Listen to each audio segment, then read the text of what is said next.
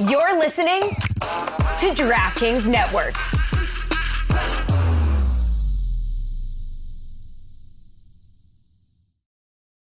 Stugotz here. Today's episode is powered by Venmo and PayPal. Look, no matter how your favorite team did this season, there's still one way to feel like a winner, and that's with Venmo and PayPal. That's because when you use Venmo or PayPal to transfer $5 or more to your DraftKings account for the first time, you'll receive one entry into the DraftKings Big Game Millionaire DFS contest on February 11th. Just go to DraftKings.com/PayPal Venmo to activate your offer. Then choose Venmo or PayPal to transfer funds to your DraftKings account, add $5 or more, and boom! The ticket for entry into the Big Game Millionaire DFS contest will appear in your DraftKings account if you're eligible. This offer is only good through February 11th, 2024, or while supplies last. See official rules for details. What are you waiting for? Just transfer $5 or more to your DraftKings account with Venmo or PayPal, and you'll get one entry into the Big Game Millionaire DFS contest on DraftKings. Go to DraftKings.com/PayPal Venmo and go get that entry. Gambling problem? Call 1-800-GAMBLER or 877-8-HOPE-NY. Text HOPE-NY 467-369 in New York. Help is available for problem gambling. Call 888-789-7777 or visit ccpg.org in Connecticut. 18 plus in most eligible states, but age varies by jurisdiction. Eligibility restrictions apply. Valid one per first-time Venmo or PayPal account transfer. Valid only in states where Venmo or PayPal is a valid method of transfer. Opt-in required. Minimum $5 transfer from your Venmo or PayPal account to your DraftKings DFS account. $15 daily fantasy ticket awarded. Promo ends and ticket expires February 11th, 2024 at 6:30 p.m. Eastern Time. See terms at DraftKings.com/PayPal Venmo. Welcome to the Big Suey, presented by DraftKings, Why are you listening to this show? the podcast that seems very similar to the other Dan Lebitard podcast. I'm sorry, I'm not going to apologize for that. In fact, the only difference seems to be this imaging. I have been tempted in restaurants just walking past tables to grab somebody's fries that if they're just there. That hasn't happened to you guys? I've done it. And now, here's the marching man to nowhere, Fat Face, and the habitual liar. We do have a lot of things to get to. Stugotz hasn't just discovered that the Suns might be good, but he's also discovered that Shannon Sharpe is good at the take. Yes. And he has discovered as well that Tom Brady is sharpening the take, trying to get better at the take. It is not a strength. We will get to that in a moment. Greg Cote has a lot of thoughts on eggs that we have to get to. It's all he brought in today. When he was asked if he had any thoughts on anything, all he brought in was the proper way to eat eggs. And we'll get to that in just a second. Again. Other than all the other stuff on my list, like hitting the microphone with your thermos, right. while we were that talking was on there to as Pablo well. Torre. I checked that off as soon as that happened. Right.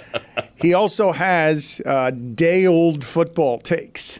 He's got a lot of those that he wants to get to. So it's not just eggs. It's also the expiration date on some of these takes it's expired, but he wants to get them off anyway. Okay, so let me get this straight. The Super Bowl is in like 10 days, but it's already a dead topic. Like you can't talk about a Super Bowl that's happening February 11th because you didn't talk about it yesterday. I don't think you want to talk about the Super Bowl. You want to talk about the games that we already talked about on Sunday night and Monday morning. Well, it's because what Dan Campbell did is rob America of the Super Bowl that America wanted, which is Detroit in it.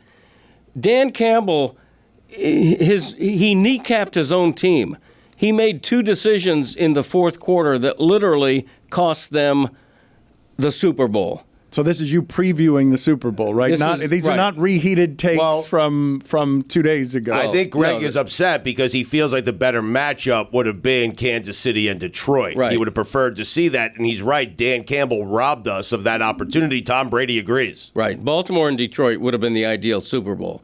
And Lamar Jackson failed, but that's fine. That's what he does, apparently, in the playoffs.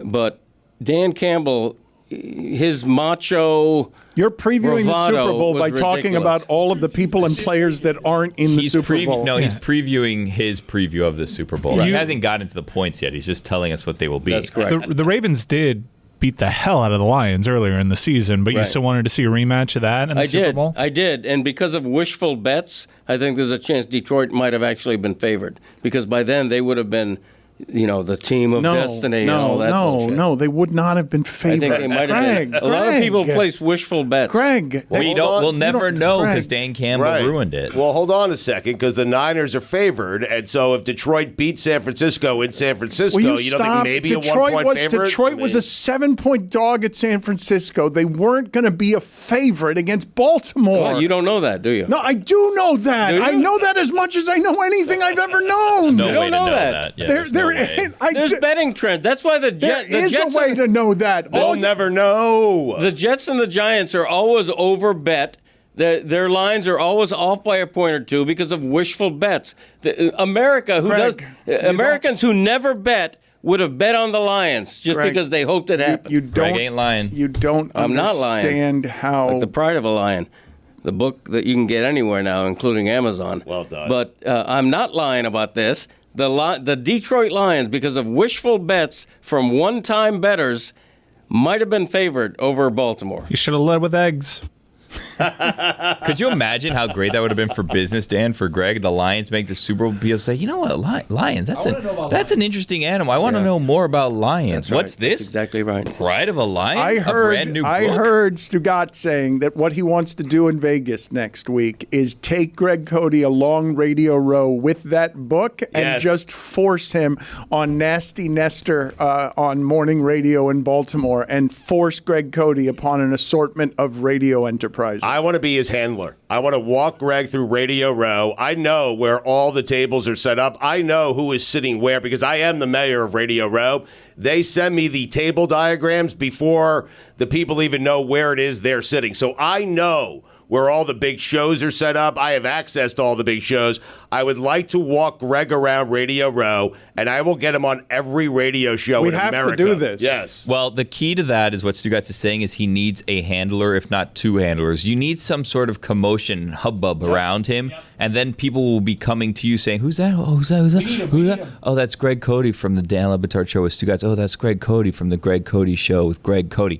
And then that's how you get him on the shows. You need a hubbub around him. You need like almost like the Pigpen from Peanuts, how he has that smoke cloud around him. That's what Greg needs at Radio Row. We've effectively done this before in the past because Roy had a resemblance to Terrell Owens at the time. Yeah. We just had a bunch of people walking around Roy, and we convinced everyone around us that he was actually T.O., and then we sat him down next to Ryan Howard and Jared Fogle of Subway, which was very unfortunate in retrospect. Wow. That did not age well, that bit. The hypothetical line provided by DraftKings on Baltimore-Detroit is Baltimore favored by 3.5. So That's all, huh? We do know. Not 7. Well, but you don't know. It's a 3.5. hypothetical. Right, You don't know reality. They What's just the line made at that kickoff, up. right? What do they know? Mm-hmm. DraftKings? Yeah. I mean, what does anybody know? I meant to say. Yeah. DraftKings knows more than right most. about that. Don't get me Kick, save, and wrong. Butte. I mean, if anybody knows, it's DraftKings, but nobody knows. Nobody knows. And wishful, you never heard the theory of wishful betting? They set crown the is betting yours. lines. They said when the people who set the betting That lines. actually counts as a live read, I think. Promo code Dan. And betting DraftKings, lines the crown is move. yours. You may not have noticed betting lines move. Well said. Not 3.5 points. They don't. No, but Sometimes they set the how about line. The public decides. Right. If a quarterback is injured, it moves 3.5. Can we go with eggs? If a quarterback's injured, Just okay. want eggs. So now it's moved to well, if Lamar Jackson was hurt, Correct. then maybe Detroit would Starting Yeah. the hypothetical Thank you. game. I mean, if you open the hypothetical door, we're gonna. wrong? You have a known thing in eggs that would deliver. Eggs are incredible, huh? The incredible egg. Who's the first person that saw it and thought, you know what? I want that in my mouth. Well, was it the chicken? Who knows? Greg, what is the proper way to eat the eggs the way that you were talking about eating them? We're talking about a fried egg. There's a million different ways you can make eggs, obviously. The fried egg requires you to crack the shell just perfectly. It's all in the shell cracking with a fried egg. But what I was wondering is, I have a particular way of eating a fried egg. And I like the fried egg I like that yolk runny. But the way I eat a fried egg, and this is out of curiosity, I'm asking if others do the same.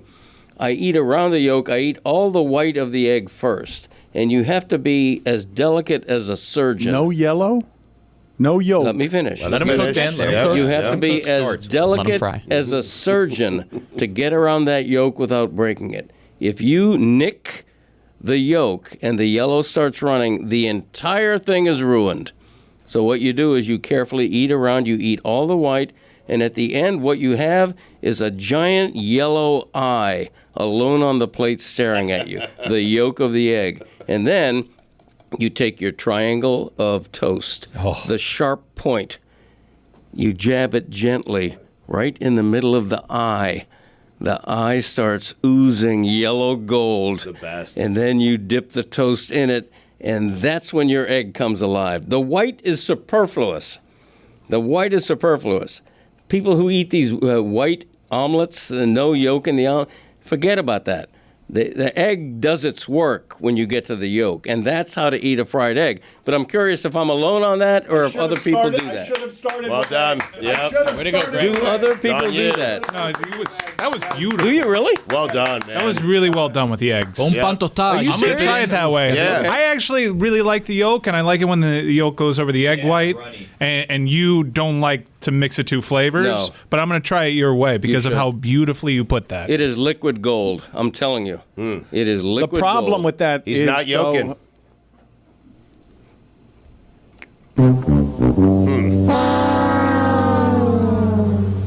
You were saying? The problem with that is that when you're eating the egg whites, you're getting no flavor. You're waiting for the payoff, and all you're doing is eating egg whites that are so dry that I'd prefer just a little yellow in the egg whites to give it a little bit of flavor, Yeah. so I don't feel like I'm just eating printed paper. Well, cook your eggs better, number one.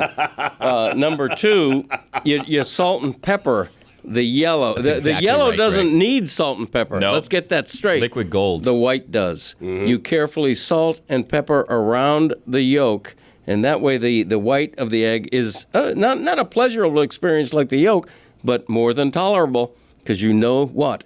You know you're getting to the yolk. You know, it's like you're mining for gold. It's a slow build-up dance, foreplay. It Egg is. That's foreplay. exactly what it is. It's a sexual experience in the breakfast table. Dan, I know you've done it with pan con mantequilla, where you wait for that last Yes. drop and then you hit it with the. Oh my God, so good. Yeah. It's beautiful. It's the best thing in cuisine. It really is. The yolk of an egg. Well, you guys tell me, as Cubans there in the back row. do you- That's me honoring the chicken. That's the sound of a chicken. And when I eat an egg yolk, I have mad respect for the person who laid it. Do you think the chickens are proud? Like when you eat an egg and you enjoy it, the chicken views it as like the chicken's the chef of this Oh, yeah. egg and is proud to serve you this meal. Yeah, no, it's beautiful. It's a wonderful thing, and the chickens act proud. I don't know if you've ever watched chickens. Certain strut sometimes Yeah, they lay an egg. They and then saunter they through have a the strut. farmyard. They They're go. going, "Badap," you know. They're like very, yeah.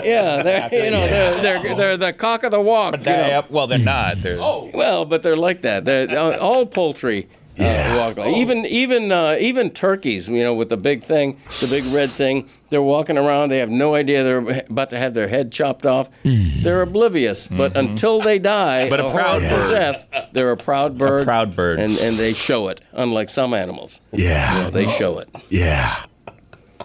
What I was going to ask the back row is, what do you imagine is better to dip your pan con mantequilla in, the yolk or café con leche? Hey, you want some pasta and seafood dishes with fresh fish? You split the baby in two. You have one pan that No, you put in gotta the pick egg, one. and then you Pick put salt in one. them. Pick one, you coward. Café con leche. Winning on Valentine's Day is easy. It's flowers. Don't forget the flowers. Order early at 1-800-Flowers.com and you'll be entered for a chance to win $10,000 cash. A bouquet that's guaranteed to wow and the chance at winning $10,000 cash. Just go to 1-800-Flowers.com/Dan. That's 1-800-Flowers.com/Dan. No purchase necessary. Ends at 11:59 p.m. Eastern Standard Time on February 4th, 2024. Open to legal residents of the 50 U.S. states and D.C. 18 years of age or older. Sponsor is 1-800-Flowers, Inc. For free entry method and official rules, visit www.1800flowers.com/sweeps. Don Le Batard. I miss crank windows. Too many unnecessary conveniences now. Cruise control. Please, I've got cruise control built in. It's called my right foot. It controls how fast the car goes. No button or steering wheel lever needed. Power steering. There's another one. Why do I want to give my power to the car? The power that I once had. The car is a ton of metal. I'm a damn college graduate. Stugotz. Bluetooth, HD radio, satellite. I'll take AM, please, with Wolfman Jack talking through the static, and I'll crank the windows down so everybody can hear. I'm Greg Cote, and that's how it was back in my day. This is the Dan Batard Show with the Stugotz. Tony is trying to get my attention subliminally with his Things to Ponder file. We will get to that at some point. But Ron Magill joins us as he has our longest-standing guest, I believe. Certainly our longest-standing regular guest, The Pride of a Lion, the book that he did with Greg Cote, continues to be a bestseller on some very obscure lists. You can get it wherever it is that you get your books. I want to start, though, Ron, with the rhino beetle this week, because I was sent some video from a listener showing me that the rhino beetle can somehow lift about 850 times its weight. We have talked very often about some of the things in the animal kingdom that have more power than you would expect. So give me an idea of how rare the strength of the rhino beetle is here, and how many animals or insects of any kind you would put up against it in a test of strength. Well, that's incredibly powerful, of course, but a lot of invertebrates, ants are a classic example of these invertebrates that can pick up so much more than their own weight. I mean, hundreds of times. I don't know if it's 800 times like the rhino beetle. I don't have the exact stat, but ants are notorious for their ability to pick up some major weight. But the rhino beetle is, it's a tank. It's a tank of an insect. It's got a huge, very, very hard ectoskeleton. So it is probably the Arnold Schwarzenegger of the insect world. What else would you put in there outside of the insect world? Things that might surprise us, animals who might surprise us with their strength. Look at leopards. Look at what a leopard could bring up a tree. I've seen a leopard bring up almost a full-grown, half-grown wildebeest up a tree, something that weighs twice as much as the leopard, literally grab it by its neck and climb up a tree with its legs, holding this thing in its mouth, dragging it up to the top of the tree. I've seen leopards drag things up into trees, and I'm going, this is unbelievable. So they're an incredibly powerful animal. Ron, bullfighting is back in Mexico after I saw that. After being disallowed for 2 years, and Humane Society International refers to the bulls suffering from a protracted death tantamount to torture in the bullfighting arena. My question, why isn't there any sort of international advocacy for animals that reach the legal level? Like, why isn't something like that illegal?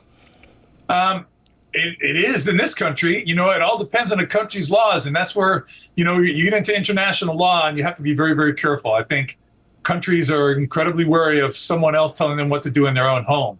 The objective here is to try to just change the culture. And I mean, Mexico was on its way. It had started to outlaw bullfighting in several of its states, but there's still that old traditional culture. And unfortunately, I think that is going to have to wait until those generations die off.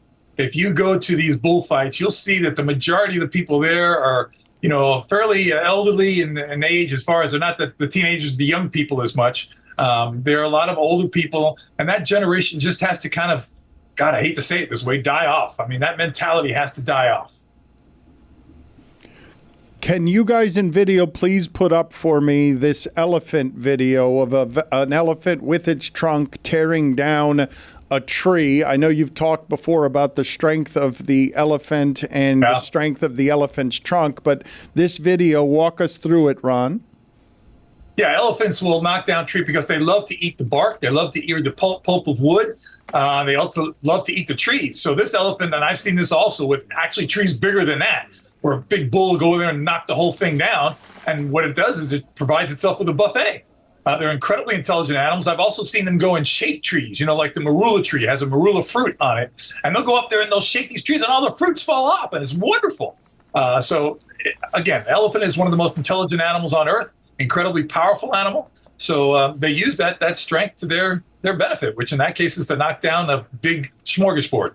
I'm going to put up here some elephant porn now because it's just elephants having sex, like really going at it. What percentage of elephants, because this is difficult to do, it's a difficult act, what percentage of elephants go through their entire life without ever having sex, Ron?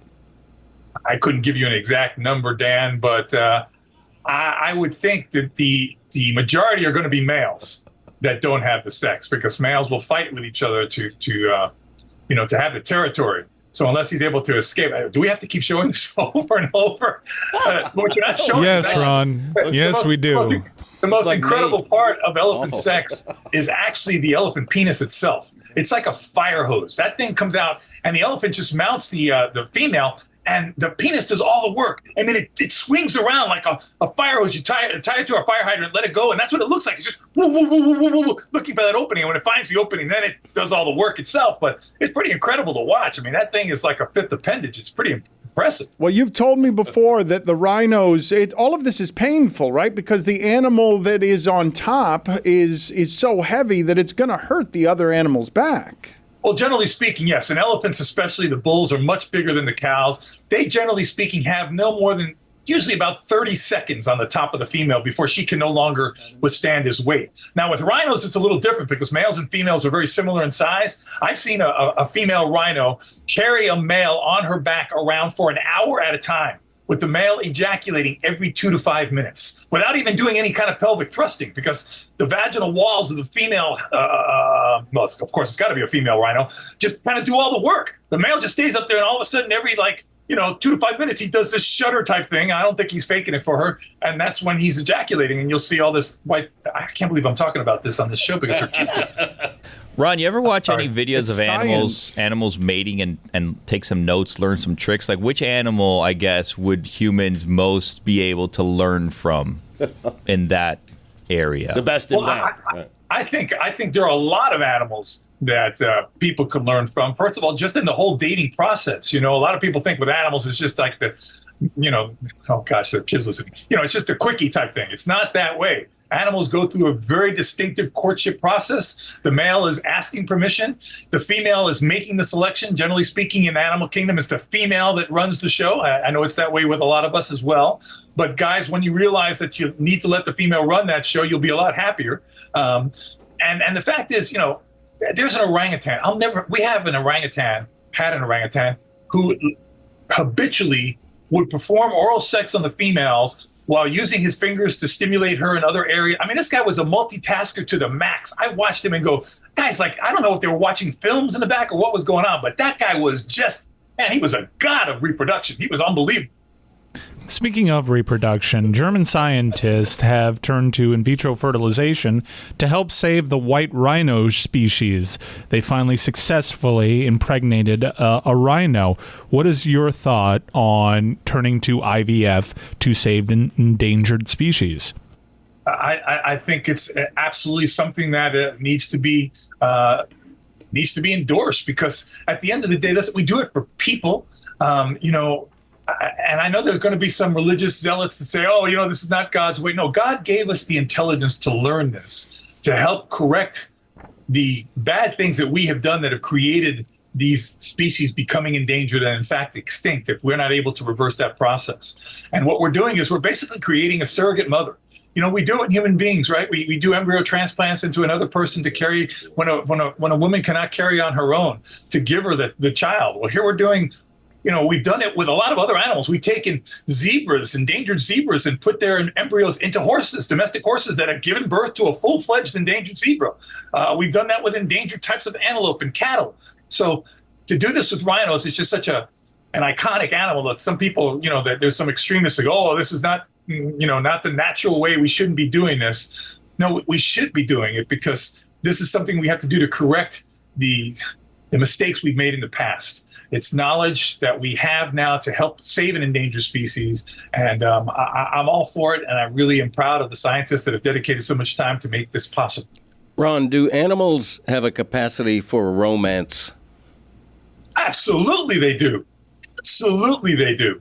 I've seen that in all kinds of animals where they come and bring presents, they bring gifts to the females to get her, it's kind of like, giving jewelry to your wife. I mean, I've seen it over and over, from birds to primates. These animals will court, they'll dance, romance. Listen, sometimes there's something no more romantic than doing a wonderful dance with your partner. And gosh, animals are the prime example of that. You look at some of the dances some of these animals do, from lemurs to birds, to birds of paradise, to these mannequins. All these mannequin birds, the dances they do. Look at that. Go look it up on the internet. You'll see these dances they do, and they flash their wings, they go back and forth, and they pat their feet. They do like a flamenco. They do all kinds of stuff. It's fantastic to watch. That's romance, man.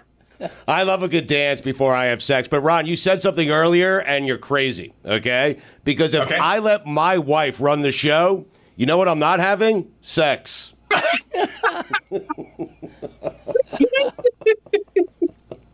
that's a good one. I'm sorry, Stugotz, but let me tell you. Don't be sorry. Trust me.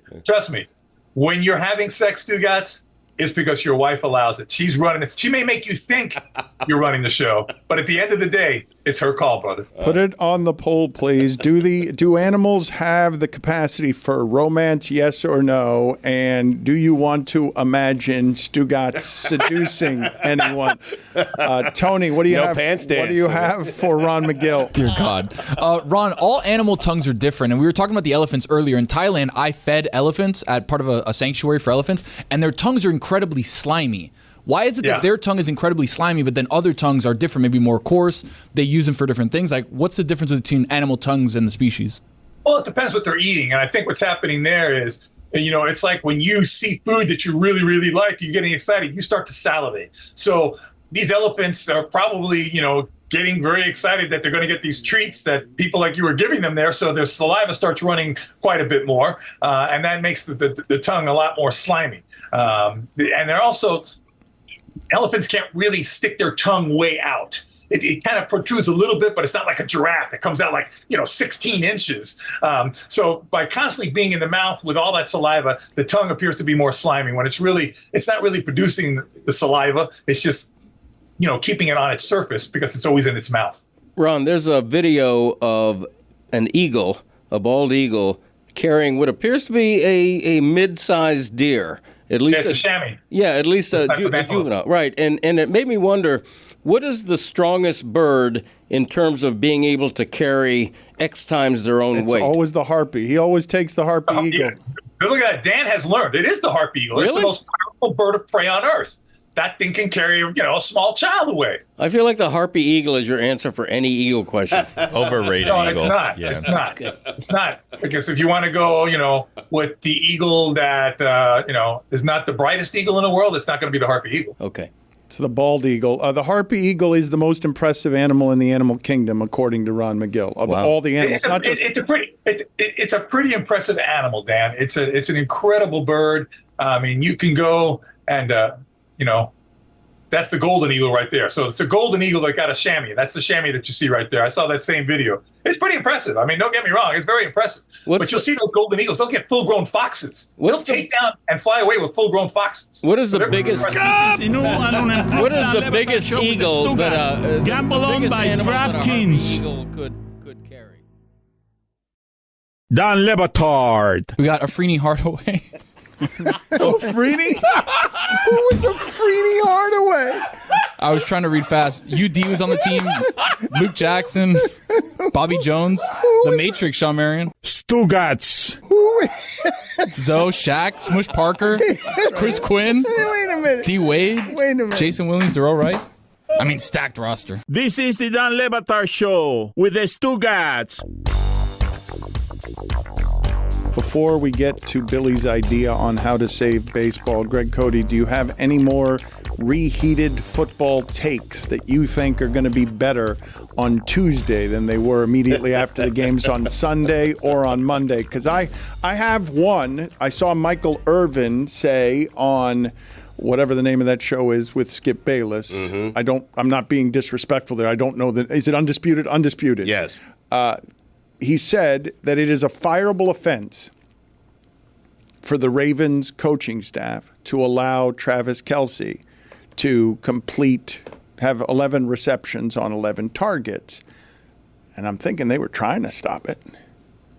I'm thinking everyone's trying to stop that at all times, and it's not something that would appear to be stoppable, given that Travis Kelce always has 100 yards in every game that I'm watching, even though everyone knows you have to stop him. Evidently, the Ravens tight ends can be stopped, right? Because I saw that happen Sunday. I have not seen in my lifetime, since he's had Mahomes, a Travis Kelce that can be stopped. I actually agree with that because he's the one weapon consistently that Mahomes has had the entire season. And you know he's going to try to get the ball to Travis Kelce. You can't let Travis Kelce be the guy that beats you in that game. You can't. I understand, but he does, and he did because he's the best we've ever seen. And I'm of the argument, like I understand how everyone arrives at these conclusions because Mike did it yesterday, and Mike was doing a game planning critique that a ton of people were doing. Why didn't Baltimore run the ball more? But I think of the Ravens as being an exceptionally run organization. I think of John Harbaugh as not only being a champion, but being pretty smart. And sometimes you trust your team to be better than the other guys at what they do. The Ravens take away the middle of the field and take away tight ends because of their linebackers and because of their safety. They couldn't take away that one. They had to take away that one, and it's a fireable offense because you lose if you want to make it a fireable offense, but I haven't seen the coach that can stop Travis Kelce. Mike McDonald is one of the hottest head coaching candidates because of the work that he's done as defensive coordinator to suggest that he should be fired because Travis Kelce, arguably the greatest tight end of all time, had a great performance in the playoffs as television. That's what that is. It's debate television, but Travis Kelce hadn't been playing well entering these playoffs. He put up a 3 for 16 against the Cincinnati Bengals. Are you familiar with that defense's work this season? There's plenty of reason to look at Travis Kelce and say, okay, he's one of the greatest of all time. Additionally, he appears to be declining because how can you not at that age when you consider where you've set the bar? But he hasn't had a good season by his standards. My point is, if you're the Ravens, and you could have been undefeated because you had fourth quarter leads in all the games you lost, do you trust your guys to be good at the thing they've been excellent at or not? You change everything you do. You change it all because Travis Kelce is coming into town, and now you're going to have Patrick Mahomes beat you in some other way because you're going to what? Double and triple team Travis Kelce? No, but then you trust your guys, but you also have to make slight adjustments depending on who it is that you're playing. Like for me, there's no reason to guard Marquez Valdez-Scantling. Just throw him the ball and let's see what happens, okay? Because he might not catch it. I would put everyone on Travis Kelce and Rice, and that's it, and force the other guys to beat me. And more so now than a few years ago. When Mahomes had Tyreek Hill, at least you could say, all right, they need to cover Tyreek. They need to worry more about Tyreek Hill. Now, if you're defending the Chiefs, you're not that worried about Pacheco. You're going to give him his 100-yard rushing. You're worried about Travis Kelce. And without a great, as you say, Are you guys receiver. of the opinion that Harbaugh didn't understand that he needed to slow Kelce in that game, that it snuck up on him? And yet didn't do it. I know, but he didn't. That's the point. Like that, it's not crazy to say, hey, like our objective here is to stop Travis Kelce from eating and have the other guys who can't catch the ball and drop it constantly beat us. And if Travis Kelce beats us, we didn't execute the game plan, and this may have been our best shot at a Super Bowl, so there have to be changes. It's not crazy. They held the Chiefs to 17 points. You're hosting the AFC Championship game. That needs to be good enough. It needs to be good enough. They held everyone else in check, even Mahomes, especially in that second half. Mahomes made the one play that he had to seal the game. This was a Ravens offense loss. Their game plan was, let's have the best cover safety in the league against tight ends cover the best tight end in football. Yep. Kyle Hamilton, the only touchdown he's led up for a tight end was that one-handed catch that was a back shoulder throw that Kelce made an incredible grab on, one of the 2 touchdowns that the Chiefs had. Kyle Hamilton was that piece. He was healthy, he was back in, and he just got the better one. My point, Stugotz, just so that the people understand what my point is, because I do understand when you're armed with the result, we are all experts. And I heard plenty of analysis like Mike Ryan's where people were saying everywhere, why didn't the Ravens run the ball more? It seems obvious to me in retrospect, having watched the game, that Spagnuolo's game plan was take away the tight ends and make Lamar Jackson beat you with his arm. They threw 40 times. But my question to the group here is the following. You think John Harbaugh is good at his job? Yes? Yes. You think that organization is as good as any that there's been in football this century, yes? Yes. If they're not able to run the ball, and I told you yesterday that the Chiefs' defense over the last 5 weeks has been better at stopping the run than anybody, is it because John Harbaugh knows less about what he's doing there than we do? Or is it because the Chiefs might have taken something away that you're not understanding, because when we're watching the game, we don't have the sophistication about what the adjustments have to be. All we've got is the criticism once you've got the results. Well, we have the stats that say the Ravens were twice as good at running the ball than the Chiefs were in that game. And that every time that they decided to hand the ball off or have Lamar Jackson carry, it was a really positive play for them, outside of handing it to Justice Hill, who was terrible in pass protection as well. You can say they took away the tight ends, Mark Andrews coming back from a lengthy injury, but this was the offense failing. This was the offense about to score at the 1 and fumbling at the 1 as Zay Flowers tried to extend the ball. And I know Bill Belichick has famously said, you don't reach for the touchdown at the 1 yard line because things like that can happen. The offense failed. The quarterback had a bad day. And the offensive coordinator, Munkin, had a really bad day. Agreed. My point is, when the offense has a bad day, is it allowed to be because the defense did that to the offense, or does it always have to be their game plan was shit? No, 100%. The defense has been incredible. Spags is one of the best defensive coordinators ever. Lamar Jackson is going to win a second MVP this season. They totally held him in check from an offense. There were a couple big-time breakdowns where Zay Flowers got behind people in ways that were a little shocking for a Spagnuolo defense, but this was Munkin failing. They botched the game plan against the Kansas City Chiefs. They got uncomfortable because they had to chase the game early on, and they got away from their game plan. It didn't make any sense watching it. I think Mike is right. This is a team, Dan. This is an offense that scored 38 points against the Lions, 50-plus against the Dolphins, scored 30-plus against San Francisco, had 37 against the L.A. Rams. Like, this is a good offense that really didn't come to play. Just failed on Sunday. They did. They failed in a spectacular way. The Chiefs are in the Super Bowl because of their defense. Mahomes did not have a particularly good season by his standards, but any team with Mahomes on it is never going to get the credit maybe deserved on defense. The Chiefs had a great defense this season. Not a good one, a great one. Elite. But top three. But if you're going to say that, can you just parse for me the degrees on this, on how much, when you say, and you're right, Ravens offense failed. Whatever they were scheming did not work. 10 points, not enough.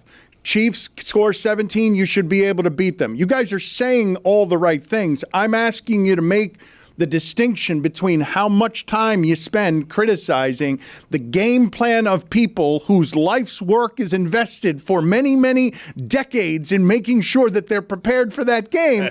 And the easiest thing for us is to take the result afterward and say, you guys didn't know what you're doing. And so I'm asking, how much do I blame on the Ravens for their offensive failings? And how much do I say, well, shit, McDuffie and Snead are kind of amazing. The Dolphins tried to build what the Chiefs have. They said, look, we'll have Howard and Ramsey, and we'll make Chubb Chris Jones, and we can't do it. We don't have a way to recreate what the Chiefs did.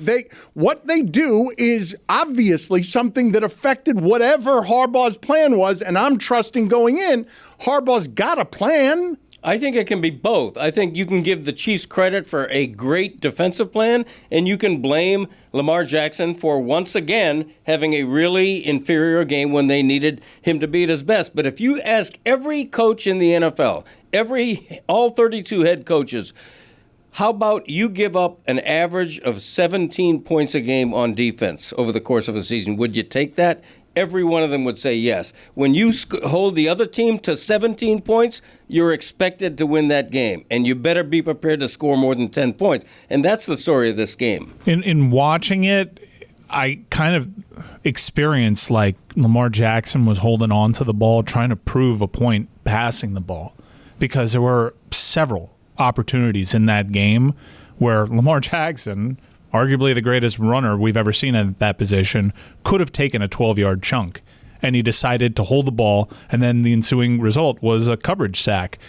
He just had a really bad game, and the offense had a game plan where they were chasing this game. If I tell you, the guy that scored the third most touchdowns in the sport. Your starting running back, and granted they've had injuries there, is averaging 6 yards every time he touches the ball, but he only musters up 20 yards. 3 carries with 20 yards. You're wondering what happened there. Surely this game got out of hand and they had to throw from behind and they were down 3 scores.